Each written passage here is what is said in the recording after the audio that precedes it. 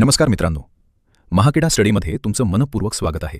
मागील व्हिडिओमध्ये आपण भारतीय संविधानातील कलम 1 ते 4 समजून घेतले. जर तो व्हिडिओ पाहिला नसेल तर आधी तो नक्की पहा. आज आपण कलम 5 ते 11 म्हणजेच भारतीय नागरिकत्व समजून घेणार आहोत. सुरुवातीलाच एक प्रश्न. भारतात जन्म झाला म्हणजे प्रत्येक व्यक्ती भारतीय नागरिक असते का?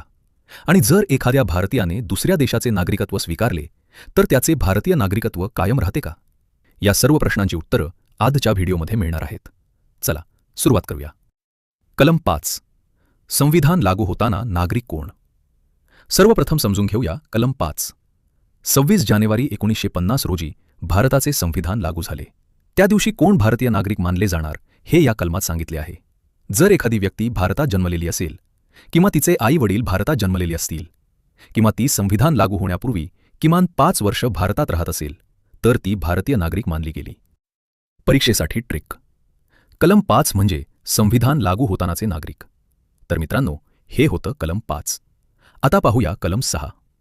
1947 मध्ये भारताची फाळणी झाली. यानंतर लाखो लोक पाकिस्तानमधून भारतात आले. मग प्रश्न निर्माण झाला, या लोकांचं नागरिकत्व काय असेल? कलम 6. पाकिस्तानमधून भारतात आलेल्या व्यक्ती. कलम 6 याच प्रश्नाचं उत्तर देतं. पाकिस्तानमधून भारतात आलेल्या व्यक्तींनी कायद्यातील आवश्यक अटी पूर्ण केल्या तर त्यांना भारतीय नागरिकत्व मिळू शकतं. परीक्षेसाठी ट्रिक. कलम 6 म्हणजे पाकिस्तानमधून भारतात आलेले लोक. तर हे होतं कलम 6. आता पुढे पाहूया कलम 7. जर एखादी व्यक्ती भारतातून पाकिस्तानात गेली असेल तर तिच्या नागरिकत्वाचं काय? कलम 7. पाकिस्तानात गेलेल्या व्यक्ती. कलम 7 या परिस्थितीबद्दल माहिती देतं. भारतातून पाकिस्तानात गेलेल्या व्यक्तींना काही विशेष अटींनुसार पुन्हा भारतीय नागरिकत्व मिळू शकतं. परीक्षेसाठी ट्रिक. कलम 7 म्हणजे पाकिस्तानात गेलेले लोक. तर मित्रांनो, आता पाहूया कलम 8. समजा एखादी भारतीय वंशाची व्यक्ती अमेरिकेत, इंग्लंडमध्ये किंवा इतर कोणत्याही देशात राहत असेल तर तिला भारतीय नागरिकत्व मिळू शकतं का? कलम 8. परदेशात राहणारे भारतीय होय. जर ती भारतीय वंशाची व्यक्ती भारतीय दूतावासात नोंदणी करत असेल आणि आवश्यक अटी पूर्ण करत असेल तर तिला भारतीय नागरिकत्व मिळू शकतं. परीक्षेसाठी ट्रिक. कलम 8 म्हणजे परदेशातील भारतीय वंशाचे लोक. हे होतं कलम 8. आता एक अतिशय महत्त्वाचा प्रश्न. जर एखाद्या भारतीयाने स्वेच्छेने दुसऱ्या देशाचं नागरिकत्व घेतलं तर त्याचं भारतीय नागरिकत्व कायम राहील का?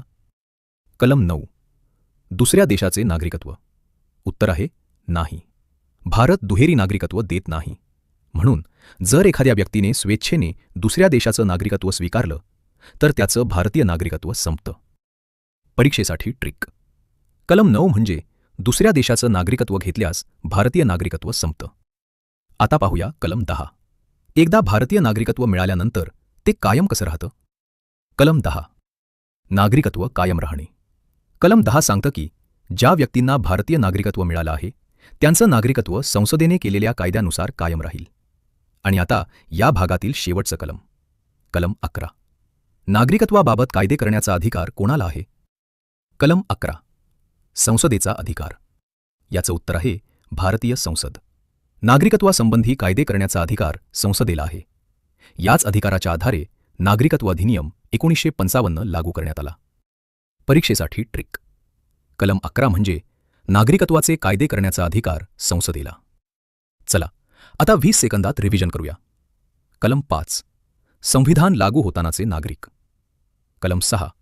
पाकिस्तानमधून भारतात आलेले. कलम 7. पाकिस्तानात गेलेले. कलम 8. परदेशातील भारतीय. कलम 9. दुसऱ्या देशाचं नागरिकत्व घेतल्यास भारतीय नागरिकत्व संपतं. कलम 10. नागरिकत्व कायम राहते. कलम 11. नागरिकत्वाचे कायदे करण्याचा अधिकार संसदेला. आजचा प्रश्न. दुसऱ्या देशाचं नागरिकत्व स्वीकारल्यास भारतीय नागरिकत्व कोणत्या कलमानुसार संपतं? ए. कलम 7. बी. कलम 8. सी. कलम 9. डी. कलम 11. तुमचं उत्तर कमेंटमध्ये नक्की लिहा.